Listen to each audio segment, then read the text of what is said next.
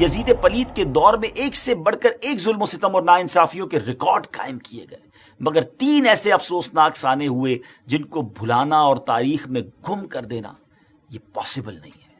اس میں سے ایک سانحہ کربلا، دوسرا ثانیہ حرہ، اور تیسرا اس ظالم نے مکہ مکرمہ پر بھی حملہ کیا۔ حرہ کے معنی کیا ہے؟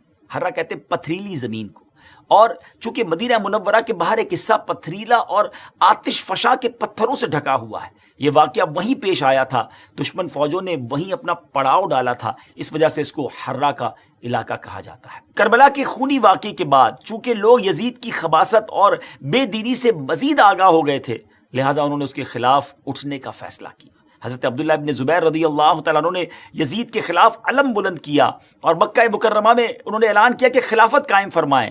اہل مدینہ نے کربلا میں یزید کی فوج کے کارنامے سنے تو وہ بھی حضرت عبداللہ بن زبیر سے مل گئے اور ان سے بیعت کر لی۔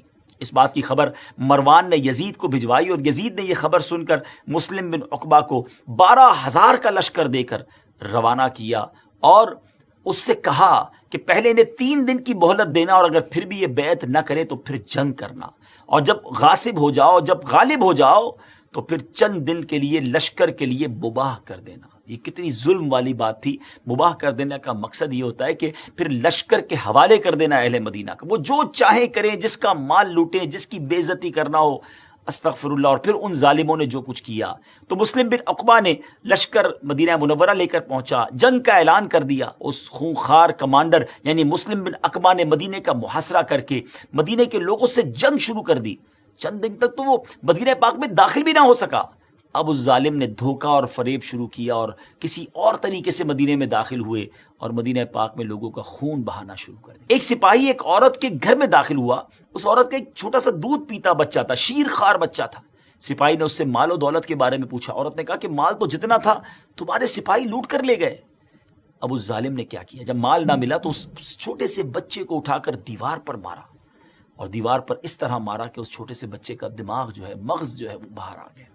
لیکن یاد رہے کہ اس ظلم کے واقعے کے اندر مہاجر و انصار سے 1700 افراد اور دوسرے مسلمانوں میں سے 10,000 لوگ قتل ہوئے۔ جی ہاں، مدینہ منورہ میں اپروکسیمیٹلی 12,000 لوگوں کا قتل ہوا۔ لشکر والوں نے مدینے کے لوگوں کے اس طرح سر کاٹے جیسے کسائی بھیڑ بکری کا سر کاٹتا ہے۔ مسلم بن عقبہ جب مدینہ پر مسلط ہو گیا تو اس نے مدینے کے لوگوں سے یزید کے غلام کی حیثیت سے بیعت لی تھی تاکہ ان کے بال اور ان کی اولاد یزید کے اختیار میں آ جائے اور جس طرح وہ چاہے اس پہ تصرف کرے، اور اگر وہ منع کرتے تو ان کو قتل کر دیا جاتا۔ مورخین لکھتے ہیں کہ مسلم بن عقبہ نے اس قدر بے گناہ لوگوں کا خون بہایا کہ وہ بہت زیادہ خون بہانے والے کے نام سے مشہور ہو گیا۔ اور شاید یہ کہنا غلط نہ ہوگا کہ اس واقعے سے کسی کو بھی نجات نہ مل سکی، یا تو وہ قتل ہو گئے، انتقال کر گئے، یا ان کی توہین کی گئی۔ وہ مدینے کی بے حرمتی کر کے مدینے کے علاقوں کو پامال کر کے پھر مدینے سے مکے کی طرف روانہ ہوتا ہے۔ مکہ مکرمہ میں حضرت عبداللہ ابن زبیر سے جنگ کی جائے اس لیے وہ لوگ جاتے ہیں۔ ابھی یہ راستے میں تھا کہ مسلم بن عقبہ کا ٹائم پورا ہو گیا، اس کو موت نے پکڑ لیا۔ مسلم بن عقبہ کے مرنے کے بعد جب یزیدی فوج وہاں سے روانہ ہوئی تو وہ عورت، جس عورت کے بچے کے ساتھ اس ظالم نے ایسا کیا تھا، وہ اس کی قبر پر آئی اور اپنے غلاموں کے ساتھ جب قبر کھدوائی تو اس نے دیکھا کہ اس ظالم کی لاش کے ساتھ سانپ لپٹا ہوا ہے۔ ایسے لوگوں کا انجام پھر ایسا ہی ہوتا ہے۔ نہ یزید کی وہ جفا رہی، نہ شمر کا ظلم و ستم رہا، جو رہا تو نام حسین کا، جسے یاد رکھتی ہے کربلا۔ ناظرین، ظالم کا انجام برا ہی ہوتا ہے۔